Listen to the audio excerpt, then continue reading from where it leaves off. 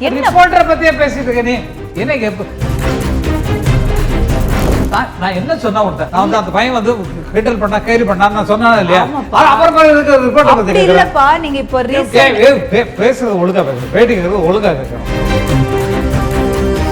சரிப்பா, sorry sorry என்ன sorry? சரி, நான் ஒழுங்கா கேட்குறேன், உட்காருங்க ப்ளீஸ், உட்காருங்க. அடியெல்லாம் வாங்கியிருக்காங்க பல நிருபர்கள். நிஜம் ஒருத்தர் கேட்டார், யாரை பார்த்து கேட்டான், பல்லாருன்னு விட்டான். அது கட் பண்ணிட்டாங்கன்னு வச்சுக்கோங்க, இதில் கட் பண்ணிட்டாங்க. இவங்க பண்ண மாட்டாங்க, ஏதாவது தம்ப்நெயிலுக்கு போட்டாங்கன்னா காலி. அப்படியே ஜாக்கிரதை பேசு, ஜாக்கிரதை. அதால தான் கொஞ்சம் டிஸ்டன்ஸோட இருக்கிறேன். சரி, இதை நீங்க சொல்லுங்க. என்னால் எழுந்திருக்க முடியும், அங்கே வர முடியும், பலான்னு கொடுக்க முடியும். இன்டெரக்டா என்ன சொல்ல வராருன்னா, அப்பா ஷோ முடியறதுக்குள்ள எனக்கு செம்ம அடி இருக்குன்றது மட்டும் தெரியுது. பட் இவ்வளோ நல்லவரா அழகா பேசுறீங்கல்ல, ஆனா ஏன் அப்படி நடக்கிறீங்க அப்படி கேட்க வரையா?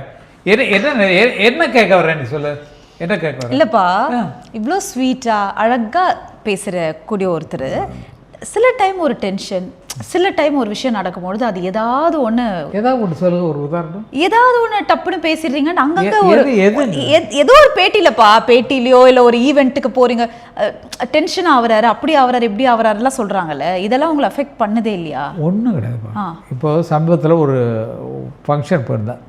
ஃபங்க்ஷன் போய் முடிச்சா எல்லாம் இருக்காங்க, பாக்கியராஜ் இருக்காங்க, பெரிய பிரபலங்கள்லாம் இருக்காங்க. என் கூட ஃபோட்டோ எடுக்கிறதுக்கு மட்டும் வெயிட் பண்ணுற க்ரௌட் அப்படியே இருக்குது. எல்லாம் வந்து ஃபோட்டோ எடுக்கணும் ஒரு எவ்வளோ தான் சிரிச்சிட்ருக்கணும். அது இப்படி எவ்வளோ நேரமாக இருக்கிறது. வெளியே வந்தால் நியூஸ் கேமராவில் நிற்கிது. நியூஸ் கேமராவில் நின்னா எனக்கு வந்து அதில் பிடிக்காத ஒரு சமாச்சாரம் என்னென்னா, மெயின் ஆள் இங்கே பேசிகிட்டு இருப்பார், பின்னால் ஒருத்தன் அப்படி தலையை எட்டி பார்த்து பேசுறதை கவனிக்க மாட்டான். மெயின் ஆள் பேசுறதை கவனிக்கணும் இல்லையா?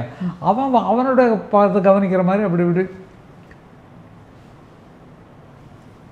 இப்படின்ட்டு இருப்பான். இந்த டிஸ்டர்பன்ஸ் நான் பார்த்தனால எனக்கு ரொம்ப அன்றைக்கி எரிச்சல். சமீபத்தில் நடந்தது சொல்கிறேன். இப்போ நீங்கள் சொன்ன மாதிரி ஒரு விஷயத்தை அப்படியே நம்ம இளையராஜா சாரோட கனெக்ட் பண்ணலாம். அந்த கிரிட்டிசிசம்லாம் நிறைய வரலப்பா, அது யார் கரெக்டாக ஹேண்டில் பண்ணுவா, நீங்களா இளையராஜா சாரா?